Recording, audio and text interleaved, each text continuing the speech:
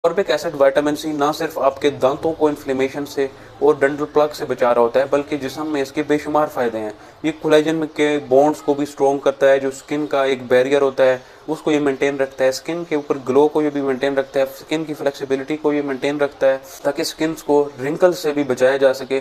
उसके अलावा खून की कमी से भी ये बचाता है, अनीमिया से ये प्रिवेंट करता है। इसका एंटीऑक्सीडेंट रोल भी है। ये जिगर में होने वाले जो फ्री रेडिकल्स जिस्म के अंदर दाखिल होने के बाद जिगर को मुतासर कर रहे होते हैं, जिगर में सोजश की वजह बन रहे होते हैं, तो ये उनको भी न्यूट्रलाइज करता है और जिगर को भी इस तरह के टॉक्सिन से बचाता है। हाइड्रोजन पेरोक्साइड और क्लोरहेक्सिडीन वाले जो आप माउथ वॉश यूज़ कर रहे हैं उसी के अंदर हाफ टेबल स्पून आप एस्कॉर्बिक एसिड पाउडर का भी ऐड कर दें, क्योंकि इसकी वजह से इनका जो इफेक्ट्स था वो कई गुना बढ़ जाएगा और आपके दांत मजीद महफूज हो जाएंगे, इन्फेक्शन से बचेंगे और जो डेंटल प्लाक बन रहा था उससे भी आप अपने दांतों को प्रिवेंट कर सकते हैं बहुत ही आसानी से।